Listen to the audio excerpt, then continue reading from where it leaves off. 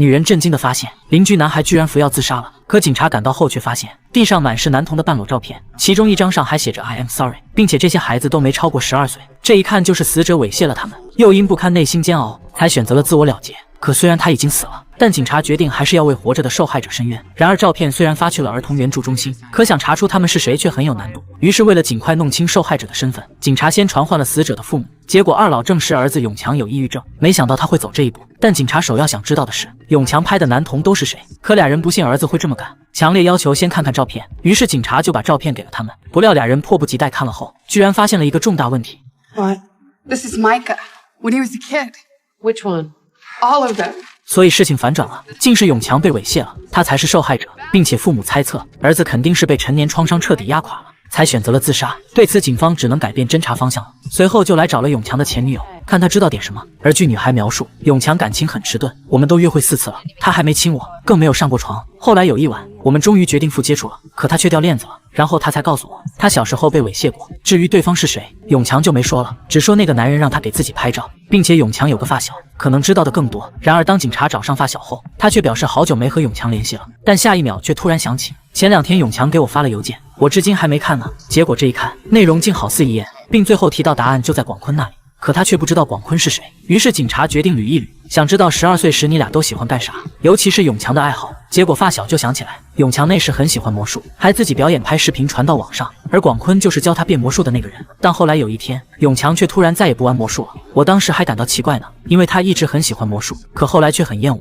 所以这么看来，问题一定是出在广坤身上了。随后警察观看了永强以前的魔术视频，并猜测他的那些照片应该就是这时候拍的。而就在这时，本森突然发现了情况，视频里墙上贴着一张海报，写着广坤魔术店。这下可终于有广坤的下落了。接着警察便来到了魔术店，找上了广坤，出示了永强的照片。可哪知广坤竟像见了鬼一样，谎称不记得了。但警察一眼就看出了他的异样，本想继续追问，结果却恰巧看到了其他照片，显然都是同一种相机拍的，因此广坤正式成为了嫌疑人。而为了找出他猥亵的证据，警察又来找了永强父母，希望他们能回想一下永强以前是否有显示自己受到性侵的表现。不料母亲刚否认，父亲却突然提起一点，就是我曾带永强去过医院，因为他的下体上沾满了8·4消毒液。显然永强是在用极端自残的方式试图抹掉被侵犯的屈辱痕迹。而有了这个事件后，警察就有理由合法搜查广坤家了，也许可以找到一些犯罪的蛛丝马迹。却不料一切都很正常。可就在有人无奈感叹广坤年轻时竟还是少年棒球队的教练，或许其中很多孩子都被猥亵过时，本森竟震惊地发现右下角的小球员他居然认识，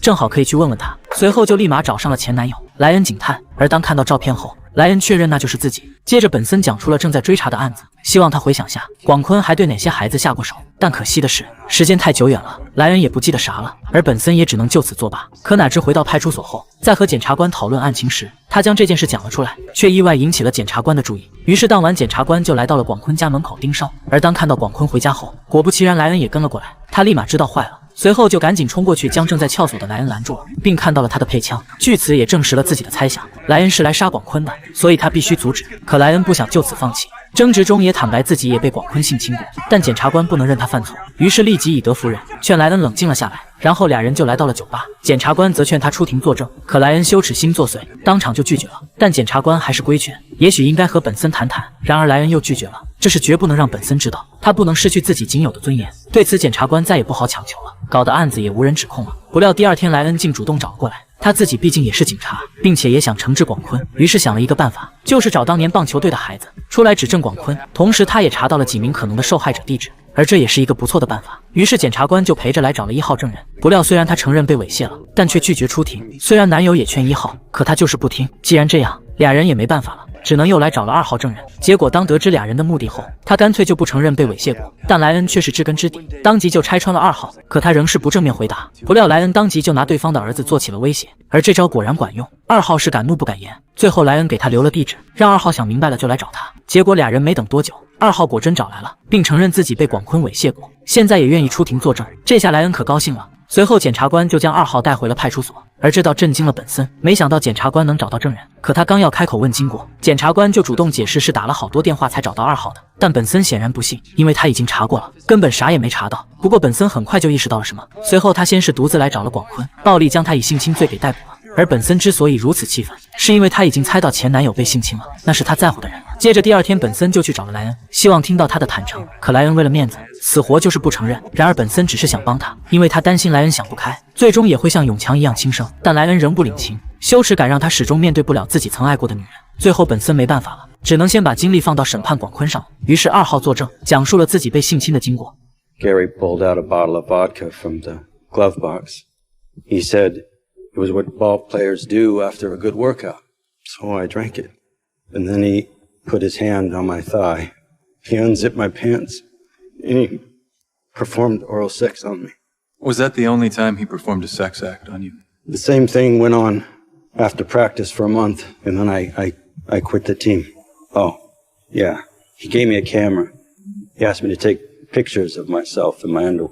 而这与永强的遭遇一样，不料律师却揭了2号老底，明言你酗酒成瘾，还曾3次酒驾，2次因酒后打架被捕。虽然2号极力辩解，但律师又问出庭前你喝过酒吗？对此2号不敢隐瞒，只承认喝了2杯舒缓情绪，而这正是律师目的所在。他立马指出2号说的是醉酒证词，申请将所说的作废。检察官当然不同意了。据理力争，2号的意识明明很清醒，但法官看的是法律，喝酒了就是不行。随后便同意了律师的请求，判决2号的证言作废。这下算完了，警方可就这么一个证人。却不料庭审刚结束，本森就突然看到莱恩竟来到了法庭，接着他就冲到广坤面前，大吼大叫起来，好像要吃人一样。而本森当然不能坐视不管，随后就强制让莱恩冷静了下来，并告诉了他庭审结果，广坤仍会逍遥法外，这让莱恩难以相信。而本森正好借此机会，又开始对他做起了思想工作，希望莱恩勇敢地站上证人席，只有这样才能将广坤绳之以法。当然，无论结果如何，本森真正的目的是让莱恩正视自己的心魔，不要再独自内耗一辈子了。而在本森真诚的鼓励下，莱恩最后终于被说服了，也就坐上了证人席，讲出了自己被性侵的经过。就这样，广坤再也无法抵赖了，而莱恩也终于直面了自己尘封多年的创伤，完成了艰难的自我救赎。